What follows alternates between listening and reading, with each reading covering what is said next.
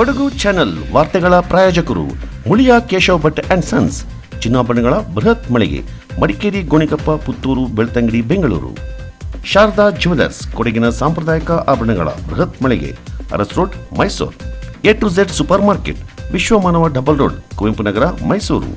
SLV Promax, corn mix and corn products, Kushalnagar. Prashanth furnitures, ನಿಮ್ಮ ಅಂದದ ಮನೆಗೆ ಚಂದದ ಪೀಠೋಪಕರಣಗಳ ಮಳಿಗೆ, industrial area, Madikeri. Fabins family restaurant, ಬೆಕಾಚಿ resto cafe, always cell tower, ಕೊಯ್ದು ರಸ್ತೆ, ಮಡಿಕೇರಿ. ಮಳೆಗಾಲದಲ್ಲಿ ಹರಡಬಹುದಾದ ಸಾಂಕ್ರಾಮಿಕ ರೋಗಗಳ ನಿಯಂತ್ರಣಕ್ಕೆ ಪ್ರತಿಯೊಬ್ಬರೂ ಎಚ್ಚರ ವಹಿಸುವಂತೆ ಜಿಲ್ಲಾ ಆರೋಗ್ಯ ಮತ್ತು ಕುಟುಂಬ ಕಲ್ಯಾಣಾಧಿಕಾರಿ ಡಾಕ್ಟರ್ ಸತೀಶ್ ಕುಮಾರ್ ಅವರು ಕೋರಿದ್ದಾರೆ. ನಗರದ ತಮ್ಮ ಕಚೇರಿಯಲ್ಲಿ ಸುದ್ದಿಗೋಷ್ಠಿಯಲ್ಲಿ ಮಾಹಿತಿ ನೀಡಿದ ಅವರು, ಒಂದೇ ಕಡೆ ನೀರು ನಿಲ್ಲೋದ್ರಿಂದ ಸೊಳ್ಳೆಗಳ ಉತ್ಪತ್ತಿಗೆ ಕಾರಣವಾಗುತ್ತೆ. ಆದ್ದರಿಂದ ನೀರು ನಿಲ್ಲದಂತೆ ಗಮನ ಹರಿಸಬೇಕು. ತೆಂಗಿನ ಚಿಪ್ಪು, ಟೈರ್, ಬಕೆಟ್ ಮತ್ತಿತರಗಳಿಂದ ಸೊಳ್ಳೆಗಳು ಉತ್ಪತ್ತಿಯಾಗುವ ಸಾಧ್ಯತೆ ಇದೆ. ಆದ್ದರಿಂದ ಪರಿಸರ ಶುಚಿತ್ವಕ್ಕೆ ಒತ್ತು ನೀಡಬೇಕೆಂದು ಜಿಲ್ಲಾ ಆರೋಗ್ಯ ಮತ್ತು ಕುಟುಂಬ ಕಲ್ಯಾಣಾಧಿಕಾರಿಯವರು ಮನವಿ ಮಾಡಿದರು. ಸೊಳ್ಳೆಗಳಿಂದ ಡೆಂಗ್ಯೂ, ಮಲೇರಿಯಾ, ಚಿಕುನ್ಗುನ್ಯಾ ಸೇರಿದಂತೆ ಸಾಂಕ್ರಾಮಿಕ ರೋಗಗಳು ಹರಡುವ ಸಾಧ್ಯತೆ ಇದೆ. ಆದ್ದರಿಂದ ಈ ಬಗ್ಗೆ ಎಚ್ಚರ ವಹಿಸಬೇಕೆಂದು ಡಾಕ್ಟರ್ ಸತೀಶ್ ಕುಮಾರ್ ಅವರು ಸಲಹೆ ನೀಡಿದರು. ಹಗಲು ವೇಳೆಯಲ್ಲಿ ಸೊಳ್ಳೆ ಕಚ್ಚೋದ್ರಿಂದ ಡೆಂಗ್ಯೂ ಸೇರಿದಂತೆ ಸಾಂಕ್ರಾಮಿಕ ರೋಗ ಬರುವ ಸಾಧ್ಯತೆ ಇದೆ ಎಂದರು. ಜಿಲ್ಲೆಯಲ್ಲಿ ಜನವರಿಯಿಂದ ಇಲ್ಲಿಯವರೆಗೆ 1634 ಡೆಂಗ್ಯೂ ಮಾದರಿಯನ್ನ ಪರೀಕ್ಷೆ ಮಾಡಲಾಗಿದ್ದು 29 ದೃಢಪಟ್ಟಿದ್ದು ಚಿಕಿತ್ಸೆ ನೀಡಿ ಗುಣಪಡಿಸಲಾಗಿದೆ. ಹಾಗೆಯೇ ಮಲೇರಿಯಾ, ಚಿಕುನ್ಗುನ್ಯಾ ಮತ್ತಿತರ ಸಾಂಕ್ರಾಮಿಕ ರೋಗಗಳು ವರದಿಯಾಗಿಲ್ಲ ಅಂತ ಡಾಕ್ಟರ್ ಸತೀಶ್ ಕುಮಾರ್ ಅವರು ತಿಳಿಸಿದರು. ರಾಷ್ಟ್ರೀಯ ರೇಬಿಸ್ ನಿಯಂತ್ರಣ ಕಾರ್ಯಕ್ರಮದಡಿ ಹಲವು ಜಾಗೃತಿ ಕಾರ್ಯಕ್ರಮ ಹಮ್ಮಿಕೊಳ್ಳಲಾಗಿದೆ. ಜಿಲ್ಲೆಯಲ್ಲಿ ಜನವರಿಯಿಂದ ಇಲ್ಲಿಯವರೆಗೆ 3874 ನಾಯಿ ಕಡಿತ ಪ್ರಕರಣಗಳು ವರದಿಯಾಗಿದ್ದು ರೇಬಿಸ್ ನಿರೋಧಕ ಲಸಿಕೆ ಪಡೆದು ಎಲ್ಲರೂ ಗುಣಮುಖರಾಗಿದ್ದಾರೆಂದರು. ಆ ಹಿನ್ನೆಲೆಯಲ್ಲಿ ಇವತ್ತಿನ ದಿವಸ ನಾವು ಇಲಾಖೆಯ ವತಿಯಿಂದ ಏನು ಸರ್ಕಾರ ನಮಗೆ ನಿರ್ದೇಶನ ನೀಡಿದೆ ಅದರಂತೆ ನಾವು ಈಗ ಮುನ್ನೆಚ್ಚರಿಕೆ ಕ್ರಮವನ್ನು ಕೂಡ ವಹಿಸಿದ್ದೇವೆ. ಜಿಲ್ಲೆಗೆ ಸಂಬಂಧಪಟ್ಟಂತೆ ನಮಗೆ ಇಲ್ಲಿಯವರೆಗೆ 29 ಡೆಂಗು ಪ್ರಕರಣಗಳು, ಜನವರಿಯಿಂದ ಇಲ್ಲಿಯವರೆಗೆ 29 ಡೆಂಗು ಪ್ರಕರಣಗಳು ವರದಿಯಾಗಿದೆ. ಅದಕ್ಕೆ ನಮ್ಮ ಇಲಾಖೆಯ ವತಿಯಿಂದ ರೆಗ್ಯುಲರ್ ಆಗಿ ಮಾನಿಟರ್ ಮಾಡುವಂಥದ್ದು, ಸರ್ವೆಲೆನ್ಸ್ ಮಾಡುವಂಥದ್ದನ್ನು ನಾವು ಮಾಡ್ತಾ ಇದ್ದೀವಿ. ಜೊತೆಗೆ ಲಾರ್ವಾ ಸರ್ವೆಯನ್ನು ಕೂಡ ಹಳ್ಳಿಗೆ ನಮ್ಮ ಸಿಬ್ಬಂದಿಗಳು, ಆಶಾ ಕಾರ್ಯಕರ್ತರು, ನಮ್ಮನ್ನು PSCOs, HIOs, ಎಲ್ಲ ಕ್ಷೇತ್ರ ಮತ್ತು LHVs ಎಲ್ಲರೂ ಕೂಡ ಕ್ಷೇತ್ರ ಮಟ್ಟದಲ್ಲಿ ಕರ್ತವ್ಯ ನಿರ್ವಹಿಸ್ತಾ ಇದ್ದಾರೆ. ಏನಂದರೆ ಸಿಟಿಯಲ್ಲಿ ಅರ್ಬನ್ನಲ್ಲಿ ಮೊದಲನೇ ಶುಕ್ರವಾರ ಮತ್ತು 3ನೇ ಶುಕ್ರವಾರ ಮನೆ ಭೇಟಿ ಮಾಡಿ ಲಾರ್ವಾ ಸರ್ವೆ ಮಾಡುವಂಥದ್ದು, ಅಂದರೆ ಸೊಳ್ಳೆ ಉತ್ಪತ್ತಿ ತಾಣಗಳನ್ನ ಐಡೆಂಟಿಫೈ ಮಾಡಿ ಅದರಲ್ಲಿ ಲಾರ್ವಾ ಏನಾದರೂ ಇದ್ದರೆ, ಸೊಳ್ಳೆ ಮರಿಗಳೇನಾದರೂ ಇದ್ದರೆ ಅದನ್ನು ನಾಶ ಮಾಡುವಂಥದ್ದನ್ನು ಮಾಡ್ತಾ ಇದ್ದೀವಿ. ಜೊತೆಗೆ ಹಳ್ಳಿಯಲ್ಲಿ ನಮ್ಮ ಕಾರ್ಯಕರ್ತರು ಆರೋಗ್ಯ ಕಾರ್ಯಕರ್ತರು ಹೋದಂಥ ಸಂದರ್ಭದಲ್ಲಿ ಈ ಒಂದು ಲಾರ್ವಾ ಸರ್ವೆಯನ್ನು ಕ್ವಾಲಿಟಿಯಾಗಿ ನೋಡಿ, ಏನಂದರೆ ಎಲ್ಲೂ ಕೂಡ ಈ ಒಂದು ಸೊಳ್ಳೆ ತಾಣಗಳೇನಾದ್ರು ಇದ್ದರೆ ಅದನ್ನು ನಾಶಪಡಿಸಬೇಕು ಅಂತ ಈಗಾಗಲೇ ನಾವು ಸೂಚನೆಯನ್ನು ಕೂಡ ಕೊಟ್ಟಿದ್ದೀವಿ. ಮತ್ತು ಏನಾದರೂ ಈ ಸಂದರ್ಭದಲ್ಲಿ ನಿಮಗೆಲ್ಲರಿಗೂ ಗೊತ್ತಿರೋ ಹಾಗೆ ಈ ಫ್ಲೂ ಹರಡುವಂಥದ್ದು ಚಾನ್ಸಸ್ ಇರ್ತದೆ. ಅದಕ್ಕೆ ನಾವು ಅಗತ್ಯ ಮಾತ್ರೆಗಳು, ಅದಕ್ಕೆ ಬೇಕಾಗುವಂಥ ಔಷಧಿಗಳನ್ನು ಸರಬರಾಜು ಇಟ್ಕೋಬೇಕು ಅಂತಲೂ ಕೂಡ ಎಲ್ಲ ಆರೋಗ್ಯ ಕೇಂದ್ರಗಳಿಗೆ ಇನ್ಸ್ಟ್ರಕ್ಷನ್ಸ್ ಕೂಡ ಕೊಟ್ಟಿದ್ದೀವಿ. ಈಗ ಅಗತ್ಯ ಕ್ರಮಗಳನ್ನ ಕೂಡ ವಹಿಸಿದ್ದೀವಿ. ಜೊತೆಗೆ ಏನು ಅಗತ್ಯಕ್ಕೆ ತಕ್ಕಂತೆ ನಮಗೆ ಔಷಧಿ ಕೂಡ ಸರಬರಾಜು ಆಗ್ತಾ ಇದೆ.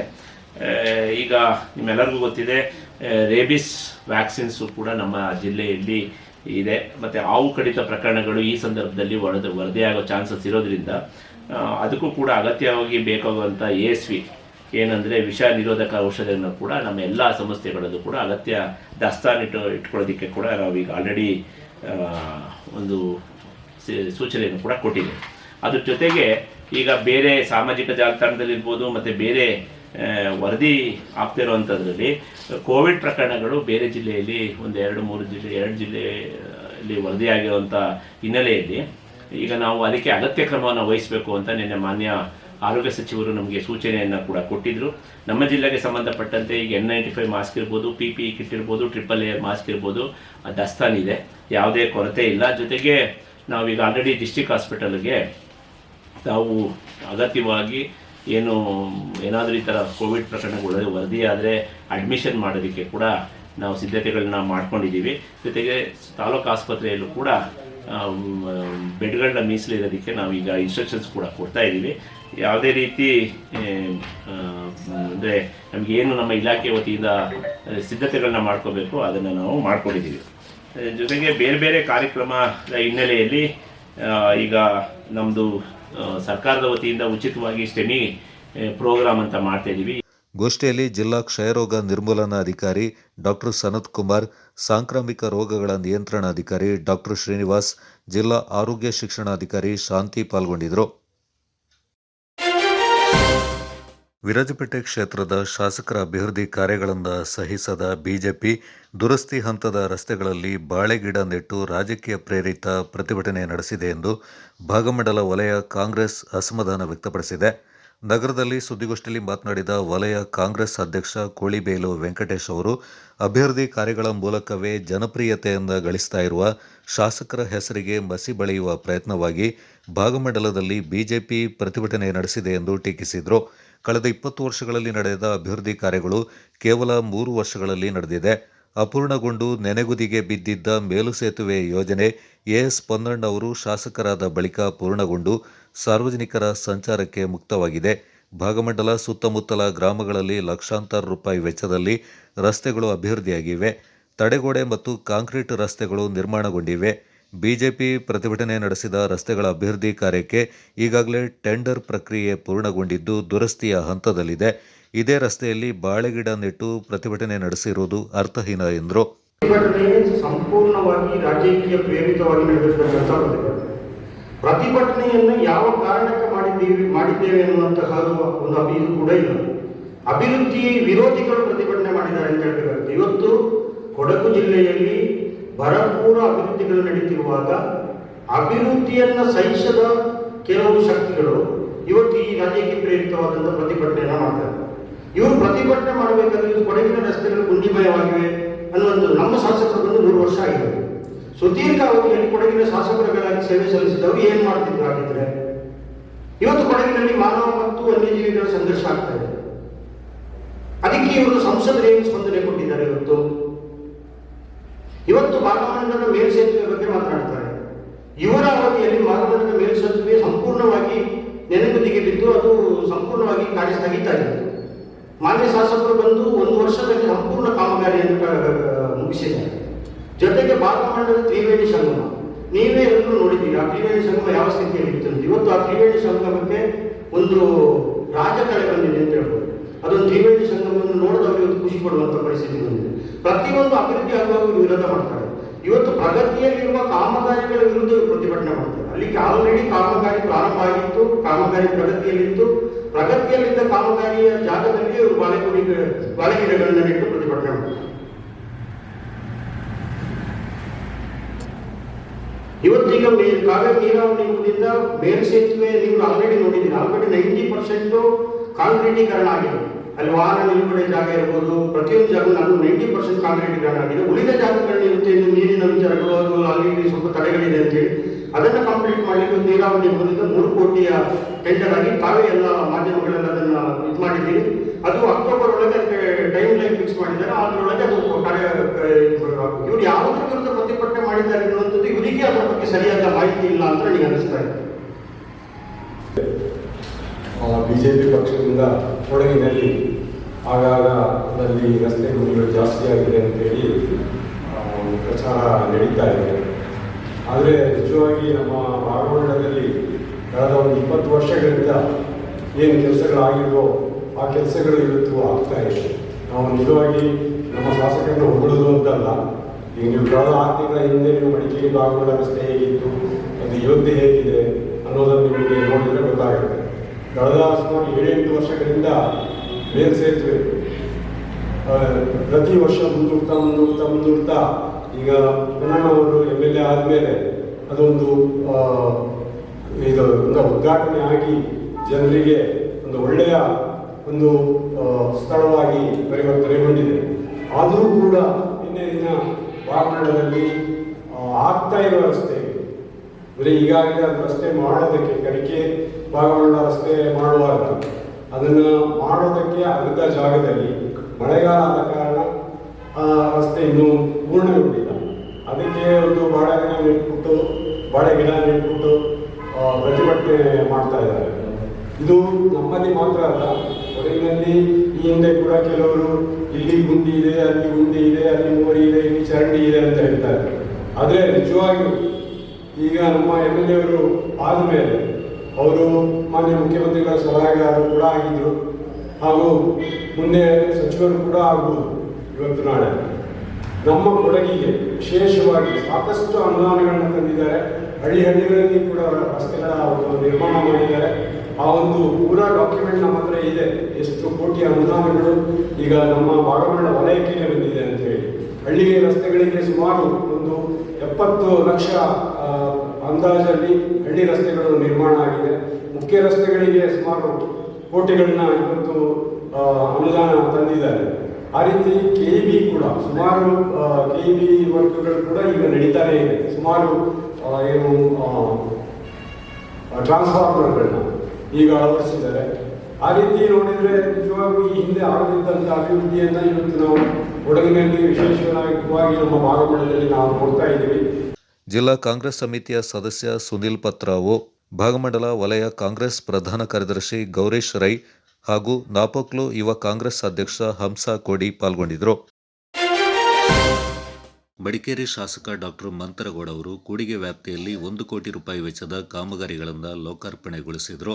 ಜೇನುಕಲ್ಲು ಬೆಟ್ಟ ಭುವನಗಿರಿ ಗ್ರಾಮದಲ್ಲಿ 44.60 ವೆಚ್ಚದ ಕಾಂಕ್ರೀಟ್ ರಸ್ತೆ, ಸೀಗೆ ಹೊಸೂರು ಕಾಲೋನಿಯಲ್ಲಿ 25.5 ಲಕ್ಷ ರೂಪಾಯಿ ವೆಚ್ಚದ ಕಾಂಕ್ರೀಟ್ ರಸ್ತೆ ಹಾಗೂ ಹುಣಸೆಪಾರೆ ಪರಿಶಿಷ್ಟ ಪಂಗಡದ ಕಾಲೋನಿಗೆ 30 ಲಕ್ಷ ರೂಪಾಯಿಗಳ ಕಾಂಕ್ರೀಟ್ ಕಾಮಗಾರಿಯನ್ನು ಉದ್ಘಾಟಿಸಿ ಮಾತನಾಡಿದ ಅವರು, ಕ್ಷೇತ್ರದ ವ್ಯಾಪ್ತಿಯಲ್ಲಿ ರಸ್ತೆ ಹಾಗೂ ಇನ್ನಿತರ ಮೂಲಭೂತ ಸೌಕರ್ಯಗಳಿಂದ ಬಹಳ ಹಿಂದಿನಿಂದಲೂ ವಂಚಿತರಾಗಿರುವ ನಾಗರಿಕರು ಹಲವಾರು ಬೇಡಿಕೆಗಳನ್ನು ಸಲ್ಲಿಸ್ತಾ ಇದ್ದು, ಎಲ್ಲವನ್ನ ಹಂತ ಹಂತವಾಗಿ ಬಗೆಹರಿಸುವ ಪ್ರಾಮಾಣಿಕ ಪ್ರಯತ್ನ ಮಾಡ್ತೇನೆ ಅಂತ ಭರವಸೆ ನೀಡಿದರು. ಮತದಾರರ ಪಟ್ಟಿ ವಿಶೇಷ ಸಮಗ್ರ ಪರಿಷ್ಕರಣೆ ಸಭೆ ಸಹಾಯಕ ಮತದಾರರ ನೋಂದಣಿ ಅಧಿಕಾರಿ ಹಾಗೂ ತಹಶೀಲ್ದಾರ್ ಸೋಮರಪೇಟೆ ಅವರ ಅಧ್ಯಕ್ಷತೆಯಲ್ಲಿ ಸೋಮವಾರದಂದು ತಾಲೂಕು ತಹಶೀಲ್ದಾರ್ ಕಚೇರಿಯಲ್ಲಿ ನಡೆಯಿತು. ಸಭೆಯಲ್ಲಿ ಕಾಂಗ್ರೆಸ್ ಹಾಗೂ ಬಿಜೆಪಿ ಪಕ್ಷದ BLAಗಳು ಭಾಗವಹಿಸಿದ್ರು. ಸಭೆಯಲ್ಲಿ ಮಾತನಾಡಿದ ತಹಶೀಲ್ದಾರ್ KK ಕೃಷ್ಣಮೂರ್ತಿ, ಭಾರತ ಚುನಾವಣಾ ಆಯೋಗದ ನಿರ್ದೇಶನದಂತೆ ತಾಲೂಕಿನಲ್ಲಿ ಮನೆ ಮನೆ ಸಮೀಕ್ಷೆ ಹಾಗೂ ಗಣತಿ ಕಾರ್ಯ ತೀವ್ರಗತಿಯಲ್ಲಿ ನಡೀತಾ ಇದ್ದು, ಯಾವುದೇ ಅರ್ಹ ಮತದಾರರ ಹೆಸರು ಪಟ್ಟಿಯಿಂದ ಬಿಟ್ಟು ಹೋಗದಂತೆ ಮತ್ತು ಬೋಗಸ್ ಹೆಸರುಗಳು ಸೇರ್ಪಡೆಯಾಗದಂತೆ ತಡೆಯಲು ರಾಜಕೀಯ ಪಕ್ಷಗಳ ಸಹಭಾಗಿತ್ವದ ಮಹತ್ವವಾದದ್ದು. ಎಲ್ಲ ರಾಜಕೀಯ ಪಕ್ಷಗಳು ತಮ್ಮ ತಮ್ಮ ಬೂತ್ ಮಟ್ಟದ ಏಜೆಂಟರನ್ನ ಮತ್ತು ಸ್ಥಳೀಯ ಕಾರ್ಯಕರ್ತರನ್ನ ತಕ್ಷಣವೇ ಸಕ್ರಿಯಗೊಳಿಸಬೇಕು. ಕ್ಷೇತ್ರ ಮಟ್ಟದಲ್ಲಿ BLA ಅಧಿಕಾರಿಗಳಿಗೆ ಪತ್ತೆ ಹಚ್ಚಲು ಸಾಧ್ಯವಾಗದ ಮತದಾರರನ್ನ ಪತ್ತೆ ಹಚ್ಚಲು ಇವರು ಜಂಟಿಯಾಗಿ ವಿಶೇಷ ಶ್ರಮ ವಹಿಸಬೇಕು ಮತ್ತು ಪತ್ತೆ ಹಚ್ಚಲಾದ ಮತದಾರರನ್ನ ಸಂಬಂಧಪಟ್ಟ BLOಗಳನ್ನು ಸಂಪರ್ಕಿಸಿ ಎನ್ಯುಮರೇಷನ್ ಫಾರ್ಮ್ಸ್ಗಳನ್ನು ಪಡೆದುಕೊಂಡು ಭರ್ತಿ ಮಾಡಲು ನಿರ್ದೇಶನ ನೀಡಬೇಕೆಂದು ತಿಳಿಸಿದರು. ವ್ಯಾಪ್ತಿ ಏನಾದರೆ ಸಹಾಯ ಬೇಕು ಅಂತಾದರೆ, ಏನಾದರೆ ವ್ಯತ್ಯಾಸಗಳಾದರೆ, ಏನಾದರೆ ಗೊಂದಲಗಳಾದರೆ ಅದನ್ನು ಸ್ವಲ್ಪ ಮೇಲ್ವಿಚಾರಕ ರೀತಿಯಲ್ಲಿ ನೀವು ಪರಿಶೀಲನೆ ಮಾಡಲಿಕ್ಕೆ, ಮತ್ತು ನಿಮಗೆ ಈ ಹಿಂದೆನೂ ಕೂಡ ನಿರ್ದೇಶನ ನೀಡಲಾಗಿತ್ತು ಮಿನಿಮಮ್ 50 ತುಂಬಿದ ಫಾರಮ್ಗಳನ್ನ ಪಡೀಲಿಕ್ಕೆ. ಹಾಗಾಗಿ ಆ ಕೆಲಸವನ್ನು ನೀವು ಮಾಡೋದ್ರ ಜೊತೆಗೆ ಕೆಲವೊಂದೆಲ್ಲ ನಮ್ಮಲ್ಲಿ ಶನಿವಾರ ಸಂತಿಲ್ಲ, ಆಗಲಿ ನಮ್ಮ ಸೋಮೇಶ್ವರ್ಗೆ ಹೇಳಿದೆ ನಾನು, ಪಾರ್ಟ್ ನಂಬರ್ 33 ತುಂಬ ಕಮ್ಮಿ ಇದೆ. ಯಾರೋ ನಿತಿನ್ ಅಂತ ಹೇಳುವ ಒಬ್ಬರು ನಿಮ್ಮ BLA ಆ್ಯಕ್ಟಿವ್ ಆಗಿ ಕೆಲಸ ಮಾಡ್ತಾ ಇಲ್ಲ, ನಮ್ಮ BL ಒಳಗೆ ಸಹಕಾರ ಕೊಡ್ತಾ ಇಲ್ಲ, ಹಾಂ ಮತ್ತು ನಮ್ಮ ಕಾಲನ್ನ ತೆಗಿತಾ ಇಲ್ಲ. ಯಾಕಂದರೆ ಇದು ಚುನಾವಣಾ ಕೆಲಸ ಕಾರ್ಯ, ಬೇರೆ ಕೆಲಸ ಕಾರ್ಯ ಅಂದರೆ ನಾವು ತಲೆ ಕೆಡಿಸ್ಕೊಳ್ಳೋದಿಲ್ಲ, ನೀವು ತಲೆ ಕೆಡಿಸ್ಕೊಳ್ಳೋದಿಲ್ಲ. ಈಗ ನಿಮ್ಮ ಉದ್ದೇಶ ಏನೋ ನಮ್ಮ ಉದ್ದೇಶ ಏನೋ, ಅರ್ಹ ಮತ ಕೇಳಿ, ಅರ್ಹ ಮತದಾರರು ಮತದಾರರ ಪಟ್ಟಿಯಿಂದ ಹೊರಗುಳಿಬಾರದು.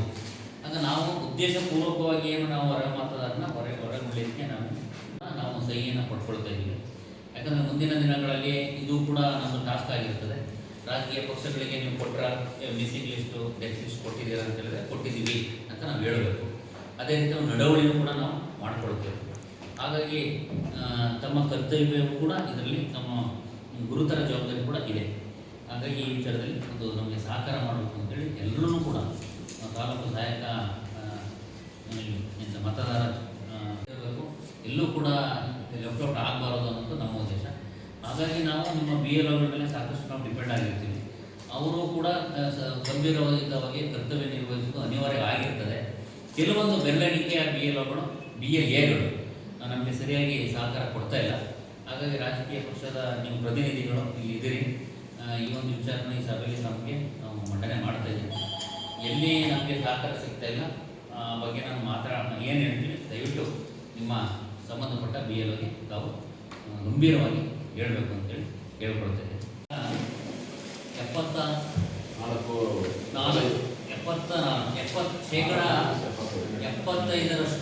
ನಾವು ಎನ್ಯುಮರೇಷನ್ ಫಾರ್ಮನ್ನು ಮತದಾರರಿಂದ ವಾಪಸ್ಸು ಪಡ್ಕೊಂಡು ಅದನ್ನು BLO ಆ್ಯಪ್ನಲ್ಲಿ ಡಿಜಿಟಲೈಸೇಷನ್ ನಾವು ಈಗಾಗಲೇ ಮಾಡಿದ್ದೀವಿ. ಇನ್ನು 25% ಮಾಡಲಿಕ್ಕೆ ನಮಗೆ ಟಾರ್ಗೆಟ್ ಅಷ್ಟೇ ಇರುವಂಥದ್ದು. ಎಲ್ಲರ ಸಹಕಾರದಿಂದ, BLAಗಳ ಸಹಕಾರದಿಂದ, BLOಗಳ ಸಹಕಾರದಿಂದ ಮತ್ತು ನಮ್ಮ ಎಲ್ಲ ಚುನಾವಣಾ ಶಾಖಾ ಸಿಬ್ಬಂದಿಗಳ ಸಹಕಾರದಿಂದ, ಮಾಧ್ಯಮ ಮಿತ್ರರ ಸಹಕಾರದಿಂದ, ಎಲ್ಲ ಈ ಕಡೆ ರಾಜಕೀಯ ಮುಖಂಡರ ಸಹಕಾರದಿಂದ ಅವರವರ ವ್ಯಾಪ್ತಿಯಲ್ಲಿ ಏನು ಅವರ ಉದ್ದೇಶಿತ ತೀವ್ರತರವಾದ ಪ್ರತಿಭಟನೆಯನ್ನು ಮಾಡಬೇಕು, ಅದಕ್ಕೆಲ್ಲ ಸಹಕಾರ ಕೊಟ್ಟ ಕಾರಣದಿಂದ ನಮ್ಮಲ್ಲಿ ಇಡೀ ಜಿಲ್ಲೆಯಲ್ಲಿ ನಮ್ಮ ಸೋಮವಾರಪೇಟೆ ತಾಲೂಕು 75% ಪ್ರಗತಿಯನ್ನು ಮಾಡಿಯಾಗಿದೆ. ಇದಕ್ಕೆ ಎಲ್ಲ ಕೂಡ BLO, ನಮ್ಮ BLO ಸೂಪರ್ವೈಸರ್ಸ್ ಎಲ್ಲೂ ಕೂಡ ನಾವು ರಜೆನೂ ಕೊಡ್ತಾ ಇದ್ದೀವಿ. ಯಾವ ಸಾರ್ವಜನಿಕ ರಜೆನಿಲ್ಲ, ಸೆಕೆಂಡ್ ಸಾಟರ್ಡೇನೂ ಇಲ್ಲ, ಭಾನುವಾರವಿಲ್ಲ, ಯಾವ ಫೋರ್ತ್ ಸಾಟರ್ಡೇನೂ ಇಲ್ಲ. ಹಾಗಾಗಿ ಎಲ್ಲರೂ ಕೂಡ ಈ ಇತರೆ ನಮ್ಮ ಕಂದಾಯ ಇಲಾಖೆ ಇತರೆ ಕೆಲಸ ಕಾರ್ಯಗಳನ್ನು ಅನಿವಾರ್ಯವಾಗಿ ಬದಿಗೊತ್ತಿ ಈ ಒಂದು ಚುನಾವಣಾ ತೀವ್ರತರ ಪರಿಷ್ಕರಣೆಯನ್ನು ಮಾಡ್ತಾ ಇದ್ದೇವೆ. ಈಗ ನಮಗೆ ಎಷ್ಟು ನಾವು ಟಾರ್ಗೆಟ್ ಮಾಡ್ಬೋದು ಅಂತ ಹೇಳಿದರೆ, ಇನ್ನೊಂದು 5-6% ನಾವು ಎನ್ಯುಮರೇಷನ್ ಫಾರ್ಮನ್ನು ಹಿಂದಕ್ಕೆ ಪಡೆದು ಡಿಜಿಟೈಸೇಷನ್ ಮಾಡಲಿಕ್ಕೆ ನಮಗೆ ASD ಅಂತ ಹೇಳಿದ್ರೆ ಆಬ್ಸೆಂಟೀಸ್, ಶಿಫ್ಟೆಡ್ ಮತ್ತು ಡೆತ್ ರಿಜಿಸ್ಟರ್. ಈಗಾಗಲೇ ನಾವು ನಮ್ಮ BLOಗಳಿಗೆ ಹೇಳಿದ್ದು, BLO ಸೂಪರ್ವೈಸರ್ಗೆ ಹೇಳಿದ್ದು, ಎಲ್ಲಿ ಮೃತಪಟ್ಟಿದ್ದು ನಿಮಗೆ ಖಾತ್ರಿ ಇದೆ, ಸತ್ತೋಗಿದ್ದಾನೆ, ಡೆತ್ ಸರ್ಟಿಫಿಕೇಟ್ ಇದ್ದವರು ಪರವಾಗಿಲ್ಲ, ಸತ್ತೋಗಿದ್ದು ನನಗೆ ಗೊತ್ತು ಅಂಥಕ್ಕೆ ಮೊದಲ ಆದ್ಯತೆಗೆ ಅದನ್ನು ಪಟ್ಟಿ ಮಾಡಿ ಅಂತ ಹೇಳಿದ್ರು. ಅದನ್ನು ಪಟ್ಟಿ ಮಾಡಿದ್ದಾರೆ. ಮತ್ತು ವಾಪಸ್ಸು ಬರದಂಥವ್ರು, ಎಲ್ಲ ಕಳೆದ ಆಚೆ ಹಿಂದಿನ ಎಲೆಕ್ಷನ್ಗಳಲ್ಲಿ ಬರದಂಥವ್ರು ಸಂಪೂರ್ಣವಾಗಿ ಸ್ಥಳಾಂತರ ಅದನ್ನು ಪಟ್ಟಿ ಮಾಡಿ ಅಂತ ಹೇಳಿದ್ರು. ಕಾರಣ ಇಷ್ಟೇ, ಈಗ ಪಟ್ಟಿ ಮಾಡಿದ ತಕ್ಷಣ ಅದು ಡಿಲೀಟ್ ಆಗೋದಿಲ್ಲ. ಕೆಲವರಲ್ಲಿ ಒಂದು ತಪ್ಪು ಕಲ್ಪನೆ ಇದೆ. ಮತ್ತು ಕೆಲವು ರಾಜಕೀಯ ಪ್ರಮುಖರು ಕೂಡ ನಮಗೆ ಒಂದು 4-5 ದಿವಸ ಫೋನ್ ಮಾಡಿ, ತಿಂಗಳ 29ನೇ ತಾರೀಕಿಗೆ ಇದು ಅಂತ್ಯ ಆಗಬೇಕಾಗಿತ್ತು. ಆದರೆ ಕೆಲವೊಂದು ರಾಜ್ಯದ ಭಾಗಗಳಲ್ಲಿ ಇನ್ನೂ ಕೂಡ. ಕಾರ್ಯಕ್ರಮದಲ್ಲಿ BLAಗಳಾದ ಮಹೇಶ್ ತಿಮ್ಮಯ್ಯ, ಸುನಿಲ್, ಸಂದೀಪ್, ರೂಬಿನಾ, SR ಸೋಮೇಶ್, ದರ್ಶನ್ ಜೋಯಪ್ಪ, ಪಟ್ಟಣ ಪಂಚಾಯಿತಿ ಮುಖ್ಯಾಧಿಕಾರಿ ಕೃಷ್ಣ ಪ್ರಸಾದ್, ಚುನಾವಣಾ ಶಿರಸ್ತಾರರು ಪಾಲ್ಗೊಂಡಿದ್ದರು. ಜಿಲ್ಲೆಯ ಪ್ರಮುಖ ಪ್ರವಾಸಿ ತಾಣಗಳಾದ ಚೇಲಾವರ ಜಲಪಾತ, ಕಬ್ಬೆಬೆಟ್ಟ, ಚೋಮಕುಂದು ಬೆಟ್ಟದ ಪರಿಸರಗಳನ್ನು ಮಂಗಳವಾರ ಸ್ವಚ್ಛಗೊಳಿಸಲಾಯಿತು. ಈ ವ್ಯಾಪ್ತಿಯ ವಿವಿಧ ಹೋಮ್ ಸ್ಟೇ ಮಾಲೀಕರು, ಸ್ಥಳೀಯರು ಹಾಗೂ ಜಿಲ್ಲೆಯ ವಿವಿಧ ಭಾಗಗಳಿಂದ ಆಗಮಿಸಿದ್ದ ಸ್ವಯಂ ಸೇವಕರು ಪ್ರವಾಸಿ ತಾಣಗಳ ಸ್ವಚ್ಛತೆಯಿಂದ ಕೈಗೊಂಡರು. ಜಲಪಾತ ಹಾಗೂ ಬೆಟ್ಟಕ್ಕೆ ಸಾಗುವ ದಾರಿಯ 2 ಬದಿಗಳಲ್ಲಿದ್ದ ಪ್ಲಾಸ್ಟಿಕ್ಗಳನ್ನು ಹೆಕ್ಕಿ ಸ್ವಚ್ಛಗೊಳಿಸಲಾಯಿತು. ಈ ಸಂದರ್ಭ ಸ್ವಯಂ ಸೇವಕ ಅಪ್ಪಾರಂಡ ಸಾಗರ್ ಮಾತನಾಡಿ, ಪ್ರವಾಸಿ ತಾಣಗಳನ್ನು ಸ್ವಚ್ಛವಾಗಿ ಇಟ್ಟುಕೊಳ್ಳುವುದು ಎಲ್ಲರ ಜವಾಬ್ದಾರಿ. ಸುಂದರ ಕೊಡಗು ಸ್ವಚ್ಛ ಕೊಡಗು ಆಗಬೇಕಿದೆ. ಪ್ರವಾಸಿ ತಾಣಗಳ ವೀಕ್ಷಣೆಗೆ ಆಗಮಿಸುವ ಪ್ರವಾಸಿಗರು ಸ್ಥಳ ಮಾಲಿನ್ಯ ಮಾಡ್ತಾ ಇದ್ದಾರೆ. ಜೊತೆಗೆ ಸ್ಥಳೀಯರು ಕೂಡ ಪರಿಸರ ಮಾಲಿನ್ಯಕ್ಕೆ ಕಾರಣಕರ್ತರಾಗಿದ್ದಾರೆ ಎಂದರು. ಚೇಲಾವರ ಜಲಪಾತ ವೀಕ್ಷಣೆಗೆ ಸುಂದರ ತಾಣವಾಗಿದ್ದು ಅಪಾಯಕಾರಿ ಸ್ಥಳವೂ ಹೌದು. ಇಂತಹ ಅಪಾಯದ ಮುನ್ಸೂಚನೆಯಿಂದ ಲೆಕ್ಕಿಸದೆ ಈಜಾಡಲು ತೆರಳಿ ಹಲವು ಯುವಕರು ಪ್ರಾಣ ತೆತ್ತಿದ್ದಾರೆ. ಯುವಕರು ಅಪಾಯಕ್ಕೆ ಮೈಯೊಡ್ಡಿಕೊಳ್ಳುವುದಲ್ಲದೆ ನೀರು ಮಾಲಿನ್ಯಗೊಳ್ತಾ ಇದೆ. ಇದನ್ನು ತಡೆಗಟ್ಟಲು ಜಲಪಾತದ ಬಳಿಗೆ ತೆರಳದಂತೆ ಬೇಲಿ ಅಳವಡಿಸಲಾಗಿತ್ತು. ಆದರೆ ಇತ್ತೀಚೆಗೆ ಕೆಲವರು ಬೇಲಿಯನ್ನು ಮುರಿದು ಜಲಪಾತದ ಹತ್ತಿರ ತೆರಳುತ್ತಿದ್ದಾರೆ. ಮುಂಜಾಗ್ರತೆ ಕ್ರಮ ಕೈಗೊಳ್ಳಬೇಕೆಂದರು.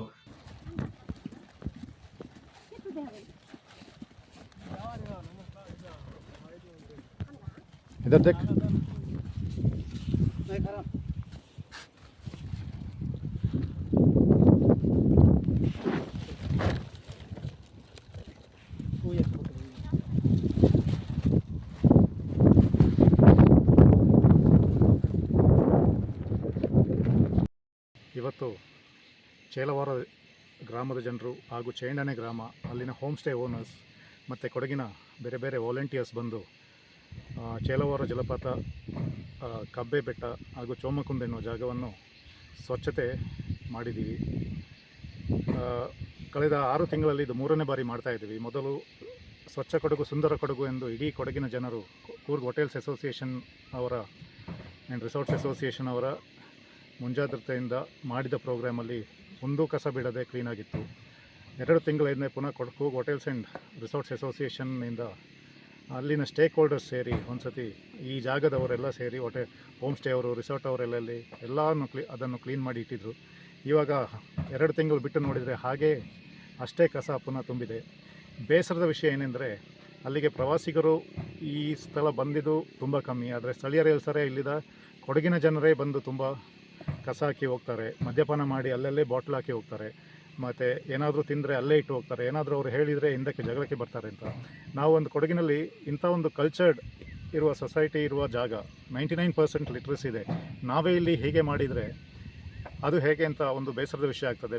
ಅವರ ಪೇರೆಂಟ್ಸ್ ಅಥವಾ ತಂದೆ ತಾಯಿಗಳು ಅವರಿಗೆ ಹೇಳಿಕೊಡಲ್ವಾ, ಅಥವಾ ಅವರು ಓದಿದ ಶಾಲೆಯಲ್ಲಿ ಪೋಷಕರು ಅವರಿಗೆ ಹೇಳಿಕೊಡಲಿಲ್ವಾ ಎಂದು ನಮಗೆ ಒಂದು ಡೌಟ್ ಇದೆ. ಸೊ ಹಾಗೆ ಎಲ್ಲ 2 ತಿಂಗಳಿಗೆ ಒಂದು ಸತಿ ನಾವು ಕ್ಲೀನಿಂಗ್ ಪ್ರೋಗ್ರಾಮ್ ಮಾಡ್ತಾಯಿದ್ದೀವಿ. ಈ ಕಡೆ ಇಲ್ಲಿ ಎಲ್ಲ ಲೋಕಲ್ ಜನರು ಸೇರಿ, ಈಗ ಫಾರ್ ಎಕ್ಸಾಂಪಲ್ ತಡೇನಮೂಲ್ ಸೈಡ್ ಆಗಲಿ ನಾಲ್ನಾಡ್ ಪ್ಯಾಲೇಸ್ ಇದೆ, ಅದನ್ನು ಇಲ್ಲಿನ ಜನರೇ ಕ್ಲೀನಾಗಿ ಇಟ್ಕೊಳ್ತಾ ಇದ್ದೀವಿ. ಇಲ್ಲಿಯೂ ನೋಡಿದರೆ ಇಲ್ಲಿನ ಲೋಕಲ್ ಕೊಡಗಿನ ಜನರೇ ಬಂದು ಇಲ್ಲಿ ಹೊಳೆಗೆ ಬರ್ತಾರೆ, ಅಲ್ಲಿ ಬಂದು ಅಲ್ಲೇ ಕುಡಿತಾರೆ, ಅಲ್ಲಿ ಬಾಟ್ಲ್ ಬಿಚ್ಚು, ಅವರಿಗೆ ಆ ಬಾಟ್ಲ್ ಹೊಡೆದ್ರೆ ಏನೋ ಅವರಿಗೆ ಸಂತೋಷ ಅಂತ ಗೊತ್ತಿಲ್ಲ. ಪ್ರವಾಸಿಗರು ಮಾಡಲ್ಲ ಅಂತ ಹೇಳಲ್ಲ, ಅವರಿಗೂ ನಮಗೆ ಕಂಪೇರ್ ಮಾಡಿದರೆ ತುಂಬ ಕಲ್ಚರ್ ಡಿಫ್ರೆನ್ಸ್ ಇದೆ. ನಾವೇ ಮಾಡಿದರೆ ಅವರನ್ನು ಹೇಗೆ ಕರೆಕ್ಟ್ ಮಾಡೋದು? 20-25% ಪ್ರವಾಸಿಗರು ಮಾಡ್ತಾ ಇದ್ದಾರೆ. ಸರ್ಟನ್ ಮಿನರಲ್ ವಾಟರ್ ಬಾಟಲ್ಸ್ ಇದೆ, ಮತ್ತು ಲೋಕಲ್ ಶಾಪ್ದು ಚಿಕ್ಕ ಚಿಕ್ಕ ಚಿಪ್ಸ್ ಪ್ಯಾಕೆಟ್ಸು ಅಂತ ಇಂಥದ್ದೆಲ್ಲ ಇದೆ. ಅದೆಲ್ಲ ಇಲ್ಲಿನವರೇ ಹೋಗಿ ತಿಂದು ಅಲ್ಲಿ ಪಾರ್ಟಿ ಮಾಡಿ ಹಾಕುವಂಥ ವಿಷಯ. ಸೊ ಇದಕ್ಕೆ ಒಂದೇ ಸೊಲ್ಯೂಷನ್ ಏನೆಂದರೆ, ಗ್ರಾಮ ಪಂಚಾಯಿತಿ ಹಾಗೂ ಪ್ರೈವೇಟ್ ಸ್ಟೇಕ್ ಹೋಲ್ಡರ್ಸ್ ಸೇರಿ ಅಲ್ಲಿ ಒಂದು ಗೇಟ್ ಇಟ್ಟು ಅದನ್ನು ಕಂಟ್ರೋಲ್ಡ್ ಮಾಡೋದು. ಅದರ ರೆವಿನ್ಯೂ ಏನು ಬರ್ತದೆ ಇದನ್ನೇ ಸ್ವಚ್ಛತೆಯಾಗಿ ಇಟ್ಕೊಳ್ಳಲು, ಅಥವಾ ಅಲ್ಲಿನ ಗ್ರಾಮವನ್ನು ಅಭಿವೃದ್ಧಿಪಡಿಸಲು ಅದನ್ನು ಯೂಸ್ ಮಾಡಬೇಕು. ಈಗ ಇವತ್ತು ಎಲ್ಲ ಮಾತಾಡಿದ್ದಾರೆ, ಅದನ್ನು ಈಗ ಪಂಚಾಯತ್ ಲೆವೆಲಲ್ಲಿ ಮಾತಾಡಿ ಮುಂಚೆ ಹೇಗೆ ತರಬೇಕು ಎಂದು ಯೋಚಿಸ್ತಾ ಇದ್ದೀವಿ. ಸೊ ಹೀಗೆ ಈ ಪ್ರೋಗ್ರಾಮ್ ಮಾಡ್ತಾಯಿದ್ದೀವಿ. ನಮ್ಮ ಒಂದು ಮನವಿ ಎಲ್ಲ ಜನರಲ್ಲಿ, ಕೊಡಗಿನ ಜನರಲ್ಲಿ ಸ್ಪೆಷಲಿ, ಇಂಥ ಜಾಗಕ್ಕೆ ಗಾಡಿಯಲ್ಲಿ ಬಂದು ಅಥವಾ ಆಫ್ ರೋಡ್ ಮಾಡಿ ಅಥವಾ ಏನೇ ಮಾಡಿದರೂ ಅಲ್ಲಿ ನೀವೇನು ಎಂಜಾಯ್ ಮಾಡ್ತೀರಾ, ಅದನ್ನು ಹಿಂದಕ್ಕೆ ನಿಮ್ಮ ಮನೆಗೆ ಹೋಗಿ ನಿಮ್ಮ ಮನೆ ಹೇಗೆ ಸ್ವಚ್ಛ ಇಟ್ಕೊಳ್ತೀರಾ, same way you keep the nature clean. Mother earth ಮತ್ತು ವಾಟರ್ ಎನ್ನುವುದು ನಾವು ಇಲ್ಲದಿದ್ದರೆ ಸರ್ವೈವಲ್ಲೇ ಇಲ್ಲ. ಚೇಲವಾರ ಫಾಲ್ಸ್ ನೋಡಿದರೆ ಇನ್ನೂ ಬೇಸರ ಆಗ್ತದೆ. ನಾವು 2017-18 ಒಂದು 2015-16 to 17 22ರಿಂದ 24 ಡೆತ್ ಆದವು. ಅದೆಲ್ಲ ಇಲ್ಲಿದ ಲೋಕಲ್ ಜನರೇ, ಅಲ್ಲಿ ಮಕ್ಕಳು, ಕಾಲೇಜ್ ಮಕ್ಕಳು, ಅಲ್ಲಿ ನಮ್ಮ ಮುಂದೆ ನಾವು ನೋಡಿದಾಗೆ ಸುಮಾರು ಮಕ್ಕಳು ಅಲ್ಲಿ ಸತ್ತಿದ್ದಾರೆ. ಆವಾಗ ನಾವೊಂದು ಅಲ್ಲಿನ ಲೋಕಲ್ ವಿಲೇಜರ್ಸು ನಾವೆಲ್ಲ ಸೇರಿ ಒಂದು ಡಿಸಿಷನ್ ತೆಗೆದು ಅಲ್ಲಿ ಕೆಳಗೆ ಯಾರು ಹೋಗಿ ಸ್ನಾನ ಮಾಡಬಾರ್ದು. ಒಂದು ನೀರು ಗಲೀಜಾಗ್ತದೆ, ಅಲ್ಲಿ ಕೆಳಗಡೆ ಗ್ರಾವಿಟಿ ಅಲ್ಲಿ ನೀರು ತಗೊಳ್ತಾರೆ ಮತ್ತು ಲೈಫಿಗೆ ರಿಸ್ಕ್ ಇದೆ ಹೇಳಿಬಿಟ್ಟು, ಆಗ ನಮ್ಮ MLC ವೀನಾಚೆ ಅವರು ಸಹ ಇದ್ದರು. ಅವರು ಅಲ್ಲಿಗೆ ಸ್ಪಾಟಿಗೆ ಬಂದು ಅಲ್ಲಿ ಫೆನ್ಸ್ ಮಾಡಿ, ಎಷ್ಟೋ ವರ್ಷದಿಂದ ಯಾರೂ ಅಲ್ಲಿಗೆ ಹೋಗ್ತಾ ಇರಲಿಲ್ಲ. ಇವಾಗ ಒಂದು ಸ್ವಲ್ಪ ದಿವಸದ ಹಿಂದೆ ಒಂದು ಸ್ವಲ್ಪ ಇಲ್ಲಿನ ಜನರೇ ಆ ಫೆನ್ಸನ್ನು ಕಟ್ ಮಾಡಿ ಕೆಳಗೆ ಹೋಗಿ ಎಲ್ಲ ನೀರಲ್ಲಿ ಆಡ್ತಾಯಿದ್ದರು. ಸೊ ಪ್ರವಾಸಿಗರದ್ದು ಮಿಸ್ಟೇಕಾ ಇಲ್ಲಿ ನಮ್ಮವ್ರದ್ದು ಮಿಸ್ಟೇಕಾ ಅಂತ ನಮಗೆ ಗೊತ್ತಾಗಲ್ಲ. ಸೊ ಇಂಥದ್ದೆಲ್ಲ ಅಲ್ಲಲ್ಲಿ ಅವರವರ ಪೇರೆಂಟ್ಸ್ ಸ್ವಲ್ಪ ಕೇರ್ಫುಲ್ಲಾಗಿ ಅಥವಾ ನೋಡಿ ಅವರೇ ಎಚ್ಚರ ವಹಿಸ್ಕೊಳ್ಬೇಕು ಇರೋದಲ್ಲದೆ, ಅಲ್ಲಿಂದ 2017-18 ಇಲ್ಲಿವರೆಗೆ ಏನೂ ಆಗಿಲ್ಲ. ಹೀಗೆ ಇಂಥವರು ಹೀಗೆ ಹೋಗಿ ಅದನ್ನು ಕಟ್ ಮಾಡಿ ಅಲ್ಲಿ ಕೆಳಗೆ ಹೋಗಿ ಸ್ನಾನ ಮಾಡೋದು, ಆವಾಗ ಇಂಥ ಪ್ರಾಬ್ಲಮ್ ಆಗ್ತದೆ. ಅವರನ್ನು ನೋಡಿ ಬೇರೆ ಪ್ರವಾಸಿಗರು ಹೋಗ್ತಾರೆ. ಸೊ ನಾವೇ ಹೀಗೆ ಮಾಡಿದರೆ ಹೇಗೆ ಅಂತ ನಮಗೆ ಬೇಸರ ಆಗ್ತದೆ. ಯಾಕೆಂದರೆ ಅಲ್ಲಿ ಅವರನ್ನು ಇಲ್ಲಿಯವರನ್ನು ಹೋಗಿ ಕೇಳೋಕ್ಕೆ ಹೋದರೆ ಅವರೇ ಜಗಳಕ್ಕೆ ಬರ್ತಾರಂತೆ ಹಿಂದಕ್ಕೆ, ನೀವೇ ಯಾರು ಇದನ್ನು ಕೇಳೋಕ್ಕೆ, ನಿಮ್ಮ ಜಾಗವ, ನಿಮ್ಮ ಸ್ಥಳವ, ನಿಮ್ಮ ನೀರಂತ. ಸೊ ಇಂಥದ್ದೆಲ್ಲ ಭಾರಿ ತೊಂದರೆ ಇದೆ. ಸ್ವಯಂ ಸೇವಕರಾದ ನಡಿಕೇರಿಯಂಡ ದಿಲೀಪ್, ಮಣಿಯಪಂಡ ಧೀರಜ್ ಸೇರಿದಂತೆ ಗ್ರಾಮಸ್ಥರು, ಸ್ವಯಂ ಸೇವಕರು ಪಾಲ್ಗೊಂಡಿದ್ದರು. Kodagu channel news, Duggala Sadananda, Napoklu. ಕೊಡಗು ಜಿಲ್ಲೆಯಲ್ಲಿ ಹಲವು ವರ್ಷಗಳಿಂದ ನಿವೇಶನಕ್ಕಾಗಿ ಗ್ರಾಮ ಪಂಚಾಯಿತಿಗಳಿಗೆ ಅರ್ಜಿ ಸಲ್ಲಿಸಿರುವ ನಿವೇಶನ ರಹಿತರಿಗೆ ಮೊದಲ ಆದ್ಯತೆ ನೀಡಿ ನಿವೇಶನ ಹಂಚಿಕೆ ಮಾಡಬೇಕು ಅಂತ ನಿವೇಶನ ರಹಿತ ಹೋರಾಟ ಸಮಿತಿ ಹಾಗೂ AITUC ಜಿಲ್ಲಾ ಶಾಖೆ ಒತ್ತಾಯಿಸಿದೆ. ಸೂರಿಗಾಗಿ ಸಮರ ಹೆಸರಲ್ಲಿ ಸಮಿತಿಯು 2005ರಿಂದ ಜಿಲ್ಲೆಯ ವಿರಾಜಪೇಟೆ, ಸೋಮವಾರಪೇಟೆ ಮತ್ತು ಮಡಿಕೇರಿ ತಾಲೂಕುಗಳಲ್ಲಿ ನಿವೇಶನರಹಿತ ಆದಿವಾಸಿಗಳು, ಪರಿಶಿಷ್ಟ ಜಾತಿ, ಪರಿಶಿಷ್ಟ ಪಂಗಡ, ಹಿಂದುಳಿದ ವರ್ಗ, ಅರಣ್ಯ ಪ್ರದೇಶದ ಹೊಳೆ ಪೈಸಾರಿ ನಿವಾಸಿಗಳು, ತೋಟದ ಲೈನ್ ಮನೆಗಳಲ್ಲಿ ಹಾಗೂ ಬಾಡಿಗೆ ಮನೆಗಳಲ್ಲಿ ವಾಸಿಸುವ ಕುಟುಂಬಗಳಿಗೆ ನಿವೇಶನ ಮತ್ತು ಮನೆಗಳನ್ನು ಒದಗಿಸಬೇಕೆಂದು ವಿವಿಧ ಹೋರಾಟಗಳನ್ನು ನಡೆಸಿದೆ ಎಂದು ಎಐಟಿಯುಸಿ ಜಿಲ್ಲಾಧ್ಯಕ್ಷ ಎಚ್.ಎಂ. ಸೋಮಪ್ಪ ಸೋಮವಾರ ಸುದ್ದಿಗೋಷ್ಠಿಯಲ್ಲಿ ಹೇಳಿದರು. ಸೋಮವಾರಪೇಟೆ ಹೋಬಳಿಯಲ್ಲಿ ಪೈಸಾರಿ ಜಾಗವೇ ಇಲ್ಲ ಅಂತ ಕಂದಾಯ ಇಲಾಖೆ ಅಧಿಕಾರಿಗಳಿಂದ ತಿಳಿದುಬಂದಿದೆ.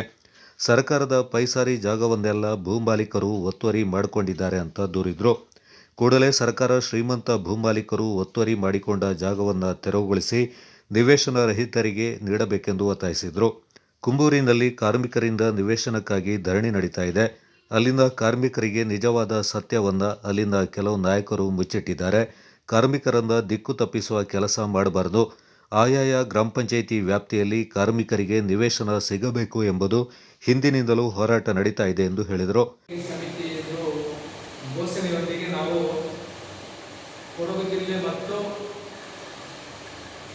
ಇಡೀ ನಮ್ಮ ರಾಜ್ಯದಾದ್ಯಂತ ನಾವು ಹೋರಾಟ ಮಾಡಿಕೊಂಡು ಬಂದಿದ್ದು, ನಾವು 2000 ಇಸ್ವಿಯಿಂದ ನಾವು ನಿವೇಶನಕ್ಕೆ ಯಾರು ನಮ್ಮ ಕೊಡಗು ಜಿಲ್ಲೆಯಲ್ಲಿ ನಿವೇಶನ ಇಲ್ಲ, ನಮಗೆ ಸ್ವಾತಂತ್ರ್ಯ ಬಂದು 75 ವರ್ಷ ಕಳೆದರೂ ಸಹ ಇವತ್ತಿಗೂ ನಮ್ಮ ಏನು ದುಡಿಯೋ ವರ್ಗ ಯಾರ ಲೈನ್ ಮನೆಯಲ್ಲಿ, ಬಾಡಿಗೆ ಮನೆಯಲ್ಲಿ ಗುಲಾಮರಾಗಿ ಇದ್ದು ಇವತ್ತು ನಮಗೆ ಸ್ವಾತಂತ್ರ್ಯ ಸಿಗದ ರೀತಿಯಲ್ಲಿ ನಾವು ನಮ್ಮ ಕಾರ್ಮಿಕರು ಇವತ್ತು ಜೀವನ ಮಾಡ್ತಾ ಇದ್ದೇವೆ. ಆದ್ದರಿಂದ ಮಾನ್ಯ ಏನು ಇವತ್ತಿನ ಕಾಂಗ್ರೆಸ್ ಆಡಳಿತ ಮಾಡ್ಕೊಂಡು ಬಂದಿರುವಂತಹ ಮಾನ್ಯ ಮುಖ್ಯಮಂತ್ರಿ ಅವರು ಮತ್ತು ನಮ್ಮ ಸೋಮವಾರಪೇಟೆ ಮಡಿಕೇರಿ ಕ್ಷೇತ್ರದ 2 ಶಾಸಕರುಗಳಾದ ಮಂತ್ರಿಗೌಡ ಸರ್ ಮತ್ತು ಎಸ್ ಪೊನ್ನಣ್ಣ ಸರ್ ಅವರಿಗೆ ನಮ್ಮ ಸೂರ್ಯಗಿ ಸಮಿತಿ ಮತ್ತು ಎಐಟಿಸಿ ವತಿಯಿಂದ ನಾವು ಇವತ್ತು ನಿಮಗೆ ಮನವಿಯನ್ನು ಮತ್ತು ನಿಮ್ಮ ಹತ್ರ ನಾವು ಅಂಗಲಾಚಿ ಬೇಡ್ತೇವೆ. ಯಾಕೆಂತ ಹೇಳಿದ್ರೆ ನಾವು ಸ್ವಾತಂತ್ರ್ಯ ಬಂದು 75 ವರ್ಷ ಕಳೆದರೂ ಸಹ ನಮ್ಮ ದೀನ ದಲಿತರು ಸ್ವಲ್ಪ ಇದನ್ನು ಅರ್ಥ ಮಾಡಿಕೊಂಡು ಯಾರು ಈ ಕಾಫಿ ತೋಟದಲ್ಲಿ ದೊಡ್ಡ ದೊಡ್ಡ ಭೂ ಮಾಲೀಕರು ಇವತ್ತೇನು ಪೈಸಾರ್ಜವನ್ನು ಸ್ವಾಧೀನ ಮಾಡ್ಕೊಂಡಿದ್ದಾರೆ. ನಾವು ಇವತ್ತು ನಿನ್ನೆ ಕೇಳೋದಲ್ಲ, ಏನು ಈಗ ಒಂದು 5 ವರ್ಷದಿಂದ ಏನೋ ಸರ್ಕಾರ ಮಾಲೀಕರಿಗೆ ಈ ಭೂಮಿಯನ್ನು ಭೋಗ್ಯ ಕೊಟ್ಟಿರೋದು ಇದು ಸರಿಯಲ್ಲ. ನಾವು ಕೇಳ್ತಾ ಇರೋದು 2000 ಇಸ್ವಿಯಿಂದ ನೀವು ಪೈಸಾರಿ ಜಾಗವನ್ನು ಯಾರೋ 5 ಎಕರೆ 10 ಎಕರೆ ಮೇಲ್ಪಟ್ಟು ನಿಮ್ಮ ಸರ್ಕಾರ ಜಾಗ ಅವರ ಕೈಯಲ್ಲಿದೆ, ಅದನ್ನು ಬಿಡಿಸಿ ಏನು ಇವತ್ತು ಬೀದಿಯಲ್ಲಿದ್ದಾರೆ ಅವರಿಗೆ ಕೊಡಿಂತೆ ನಾವು ನಿಮ್ಮ ಹತ್ರ ಕೇಳ್ಕೊಳ್ಳೋದು ಬಿಟ್ರೆ ನಾವೇನು ನಿಮ್ಮ ಹತ್ರ ಭಿಕ್ಷೆ ಬೇಡದಲ್ಲ. ಆದ್ರಿಂದ ದಯಮಾಡಿ ನಮ್ಮ 2 ಶಾಸಕರು ಏನು ಇವತ್ತು ಬೀದಿಯಲ್ಲಿದ್ದಾರೆ ಅಂತವರಿಗೆ ಸೂರು ಕೊಡ್ಬೋದು ಅಂತೇಳಿ ನಾವು ಭಾವಿಸ್ತಿದ್ದೇವೆ. ದಯಮಾಡಿ ಏನಾದರೂ ನಿಮ್ಮ ಪ್ರಯತ್ನದಿಂದ ಈ ಸೋಮವಾರಪೇಟೆಯಲ್ಲಿ ಏನು ಈಗಾಗಲೇ ಸರ್ವೆ ಮಾಡಿದ್ದಾರೆ, ಈ ಸೋಮವಾರಪೇಟೆಯಲ್ಲಿ 3 ಹೋಬಳಿಯಲ್ಲಿ ಶನಿವಾರ ಸಂತೆಯಲ್ಲಿ ಪೈಸಾರಿ ಜಾಗ ಮನೆಗೆ ಬಿಡಿಸಿದ್ದಾರೆ, ಕೊಡ್ಲಿಪೇಟೆಯಲ್ಲಿ ಬಿಡಿಸಿದ್ದಾರೆ. ಬಟ್ ನಮ್ಮ ಸೋಮವಾರಪೇಟೆ ಹೋಬಳಿಯಲ್ಲಿ 1 ಇಂಚು ಜಾಗ ಇಲ್ಲ ಅಂತೇಳಿ ಇವತ್ತು ಅವರ ದಾಖಲಾತಿಯಲ್ಲಿ ತೋರಿಸ್ತೇವೆ. ಇದು ನಮ್ಮ ದುರಾಂತ. ಆದ್ರಿಂದ ಇವತ್ತು ಬೀದಿಯಲ್ಲಿ ನಾವು ಜೀವನವನ್ನು ಮಾಡ್ತಾ ಇದ್ದೇವೆ. ನಾವು ಹಲವಾರು ಬಾರಿ ನಾವು ಆಯಾಯ ಗ್ರಾಮ ಪಂಚಾಯಿತಿಯಲ್ಲಿ ಸಹ ನಾವು ನಮಗೆ 3 ಮುಕ್ಕಾಲು ಸೆಂಟ್ ನಿವೇಶನ ಕೊಡಿ ಅಂತ ಅಂಗಲಾಚಿ ಕೇಳಿದ್ರು ಯಾವುದೇ ಒಂದು ಸರ್ಕಾರ ಆಗಲಿ ಮತ್ತು ಜಿಲ್ಲಾಡಳಿತವಾಗಿ ಇದಕ್ಕೆ ಸ್ಪಂದನೆ ಮಾಡಿಲ್ಲ. ಕಾರಣ ನಮ್ಮ ಏನು ಜನ ಏನು ದುಡಿಯುವವರಾದವರು ಇವರನ್ನ ಗೆಲ್ಲಿಸಿ ನಾವೇನು ವಿಧಾನಸೌಧಕ್ಕೆ ಮತ್ತು ಪಾರ್ಲಿಮೆಂಟ್ಗೆ ಕಳಿಸ್ತೀವಿ, ಅಲ್ಲಿ ಇದರ ಬಗ್ಗೆ ಯಾರೂ ಚಕ್ರ ಎತ್ತುವುದಿಲ್ಲ. ಆದರೂ ಸಹ ನಮ್ಮ ಶಾಸಕರು ಮಂತ್ರಗೌಡ ಅವರು ಈ ನಿವೇಶನದ ಬಗ್ಗೆ 2-3 ಸರಿ ವಿಧಾನಸೌಧದಲ್ಲಿ ಚರ್ಚೆ ಮಾಡಿದ್ದಾರೆ. ನಮಗೆ ತುಂಬಾ ನೋವಿನ ವಿಷಯ ಅಂತ ಹೇಳಿದ್ರೆ ಈ ಕೊಡಗು ಜಿಲ್ಲೆಯಲ್ಲಿ ಹಲವಾರು ದೊಡ್ಡ ದೊಡ್ಡ ಮಾಲೀಕರ ಕೈಯಲ್ಲಿ ಇರುವಂತಹ ಪೈಸಾರಿ ಜಾಗವನ್ನು ನಾವೇ ನಮ್ಮ ಸಂಘಟನೆಯಿಂದ ಪೈಸಾರಿ ಜಾಗವನ್ನು ಗುರುತು ಮಾಡಿ ನಾವು ಕೊಟ್ಟು ಸಹ ಇವತ್ತು ತಾಲೂಕು ಏನು ಇವತ್ತು ಕಂದಾಯ ಇಲಾಖೆಯ ವರದಿ ಪ್ರಕಾರ ನಮ್ಮ ಸೋಮವಾರಪೇಟೆ ಹೋಬಳಿಯಲ್ಲಿ 1 ಇಂಚು ಜಾಗ ಪೈಸಾರಿ ಜಾಗ ಇಲ್ಲ ಅಂತೇಳಿ ಇವತ್ತು ಸರ್ವೆಯ ಮೂಲಕ ನನಗೊಂದು ಮಾಹಿತಿ ಸಿಕ್ಕಿದೆ. ಇದು ನಮ್ಮ ಸೋಮವಾರಪೇಟೆಯ ಹೋಬಳಿಯ ಕಾರ್ಮಿಕ ದುಡಿಯೋರ್ಗದ ದುರಂತ. ಯಾಕೆ ಮನೆ ಕೊಡಬೇಕು ಅಂತ ಕಾಲೇಜ್ ಇದೆ. ಈ ಕಾಲೇಜೇನು ಮುಂದುವರಿಸಿದ್ರೆ ಸಹ ಇವರ ಪ್ರಯತ್ನದಿಂದ ಸರ್ವೆ ಆಗಿದೆ. ಅದೇ ಪ್ರಕಾರ ನಮ್ಮ ಏನು ಇವತ್ತು ಸೋಮವಾರಪೇಟೆಯಲ್ಲಿ ಸಹ ನಮ್ಮ ಹೋಬಳಿಯಲ್ಲಿ ಬೇಕಾದಷ್ಟು ಪೈಸಾರಿ ಜಾಗ ಇದೆ. ನಾವು ಏನು ಸಣ್ಣ ಪುಟ್ಟ ಮಾಲೀಕರು ಸರ್ಕಾರ ಜಾಗವನ್ನು ನೀವು ಕಿತ್ಕೊಳ್ಳಿ, ಪೈಸಾರಿ ಜಾಗವನ್ನು ಕಿತ್ಕೊಳ್ಳಿ ಅಂತ ನಾವು ಹೇಳ್ತಾ ಇಲ್ಲ. ನಾವು ನೈಜವಾಗಿ ಇವತ್ತೇನು 30 ಎಕರೆ 40 ಎಕರೆ 20 ಎಕರೆ ಮೇಲ್ಪಟ್ಟ ಏನು ಮಾಲೀಕರ ಹತ್ರ ಇರುವಂತ ಪೈಸಾರಿ ಜಾಗವನ್ನು ನೀವು ತೆಗೆದು ಏನು ಇವತ್ತು ಬೀದಿಯಲ್ಲಿರುವಂತ ನಮ್ಮ ದೀನ ದಲಿತರಿಗೆ, ನಮ್ಮ ದುಡಿಯುವ ವರ್ಗ ಜನಗಳಿಗೆ ನೀವು ಹಂಚಿಕೆ ಮಾಡಬೇಕು ಅಂತ ಈ ಸಂದರ್ಭದಲ್ಲಿ ಒತ್ತಾಯ ಮಾಡ್ತಾ ಇದ್ದೀವಿ. ಮತ್ತು ನಾವು ಮುಂದಿನ ದಿನದಲ್ಲಿ ನೀವು ಏನಾದರೂ ಇದ್ರ ಬಗ್ಗೆ ಕಾಳಜಿ ವಹಿಸಿದ್ರೆ ನಾವು ಮುಂದಿನ ದೊಡ್ಡ ಮಟ್ಟದಲ್ಲಿ ನಾವು ಈ ಕೊಡಗು ಜಿಲ್ಲೆಯಲ್ಲಿ ಹೋರಾಟ ಮಾಡಬೇಕಾಗ್ತದೆ. ಗೋಷ್ಠಿಯಲ್ಲಿ ಎಐಟಿಯುಸಿ ತಾಲೂಕು ಕಾರ್ಯದರ್ಶಿ ಪಿಟಿ ಸುಂದರ, ನಿರ್ದೇಶಕ ತನಿಯಪ್ಪ ಪಾಲ್ಗೊಂಡಿದ್ದರು.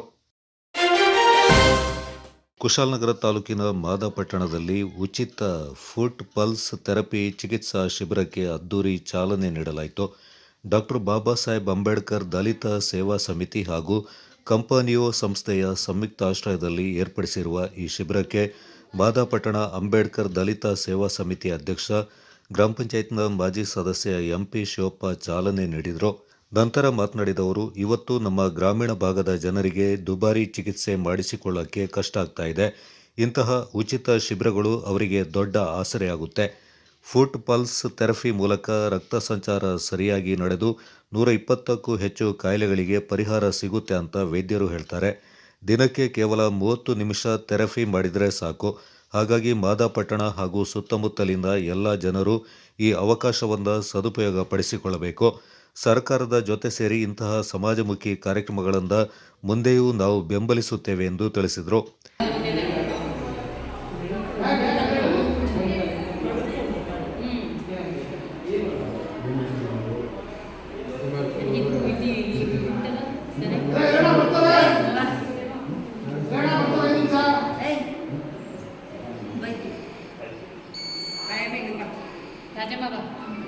ಬಟ್ ಯಾರಿಗಾರು ಶುಗರ್ ಆಗಿ ಗ್ಯಾಂಗ್ರೀನ್ ಆಗಿದ್ರೆ ನಿಮ್ಮ ಮನೆ ಪಕ್ಕದವ್ರು ಇದ್ರೆ ಹೇಳಿ, ಗಾಯ ಬೇಗ ವಾಸಿ ಆಗುತ್ತೆ.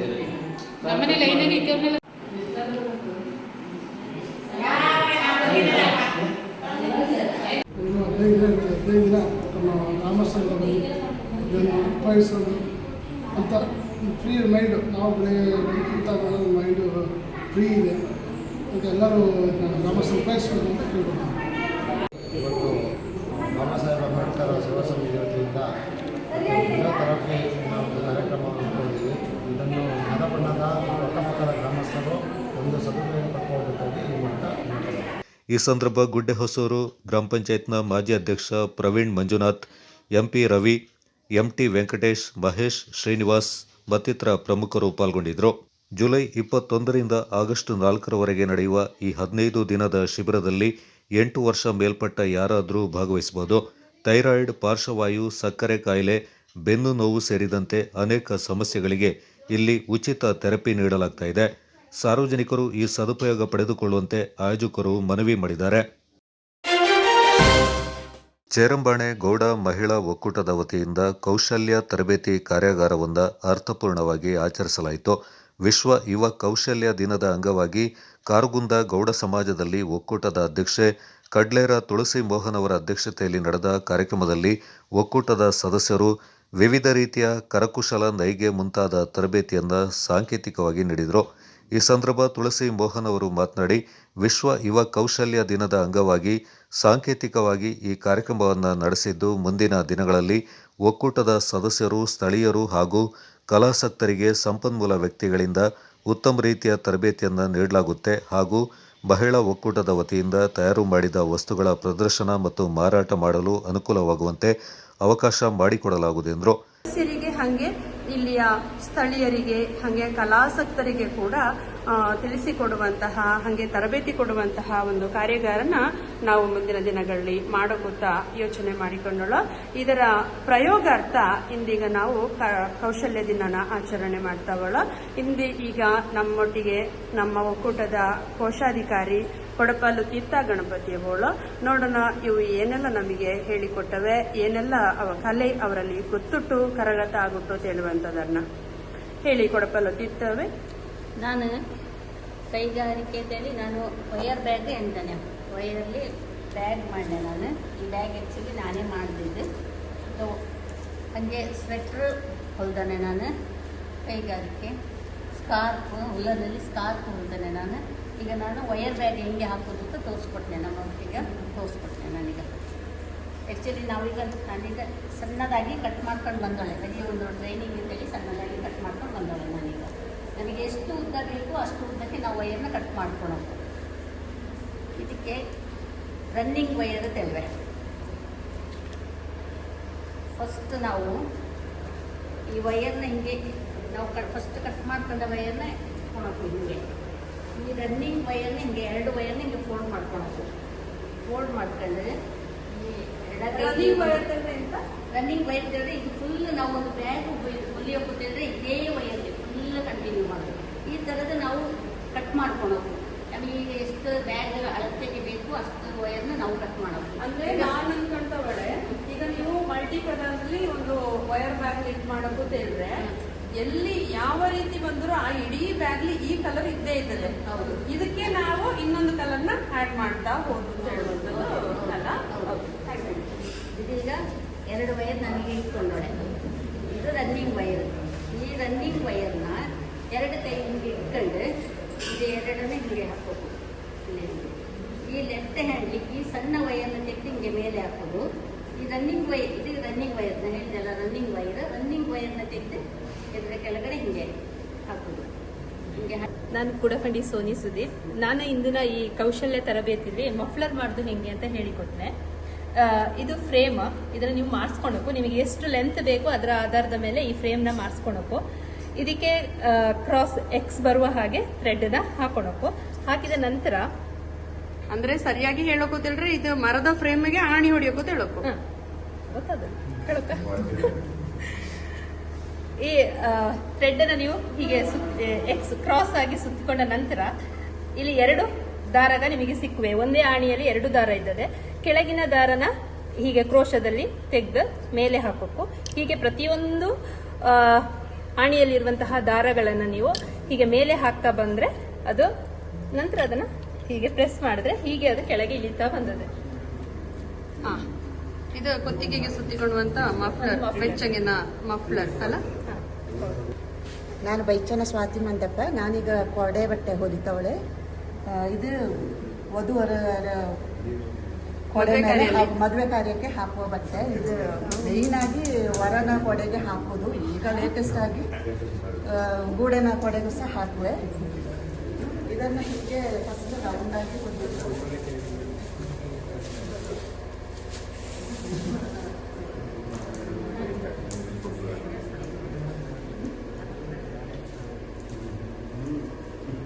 ಇದು ಕೊಡೆದು ಕಡ್ಡಿಗೆ ಎಷ್ಟು ಸ್ವಲ್ಪ ಅಗಲ ಬೇಕು ಅಷ್ಟು ಅಗಲ ಸ್ವಲ್ಪ ಹೊಲ್ಕೊಂಡು ಮತ್ತೆ ಒಂದು ಹೀಗೆ ಗಂಟು ಹಾಕಬೇಕು.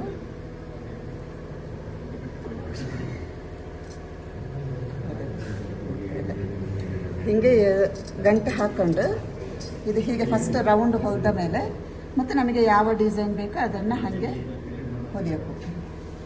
ಇದೀಗ ಫಸ್ಟಿಗೆ ಎಷ್ಟು ನೀವು ಹಾಕೋದ್ರಲ್ಲ ಎಷ್ಟು ರಿಂಗ್ ಬೇಕು? 10 ರಿಂಗ್ ಹಾಕೊಂಡು ಒಂದು ಗಂಟೆ ಹಾಕೊಳಕು. ಫಸ್ಟ್ 10 ರಿಂಗ್ 10 ರಿಂಗ್ ಮತ್ತೆ ಗ್ಯಾಪ್ ಕೊಟ್ಟು ರೌಂಡ್ ಬರೋಕು.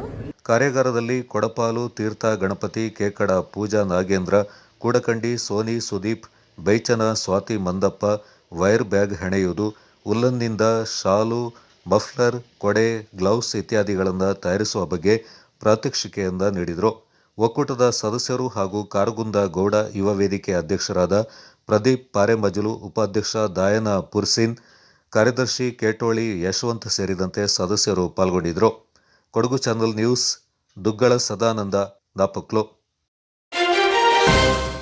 ಮುಂಬರುವ ಸಂಸತ್ತಿನ ಮುಂಗಾರು ಅಧಿವೇಶನದಲ್ಲಿ ಜನಗಣತಿ ಹಾಗೂ ಕ್ಷೇತ್ರ ಮರು ವಿಂಗಡಣೆ ಪ್ರಕ್ರಿಯೆಯಿಂದ ಮಹಿಳಾ ಮೀಸಲಾತಿಯನ್ನು ಬೇರ್ಪಡಿಸುವ ಸಂವಿಧಾನ ತಿದ್ದುಪಡಿ ಮಸೂದೆಯಿಂದ ಕೇಂದ್ರ ಸರ್ಕಾರ ಮಂಡಿಸಬೇಕು.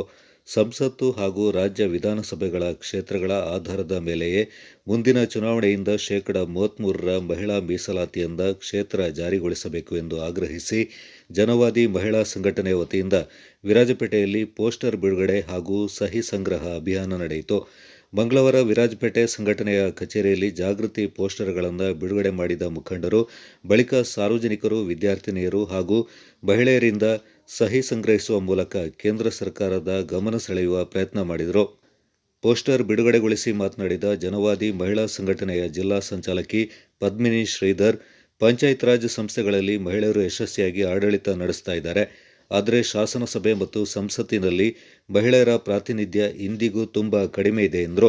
ವಿರಾಜಪೇಟೆ ತಾಲೂಕಿನಲ್ಲಿ ನಾವು ಇವತ್ತು ಈ ಒಂದು ಕಾರ್ಯಕ್ರಮವನ್ನು ಹಮ್ಮಿಕೊಂಡಿದ್ದೇವೆ.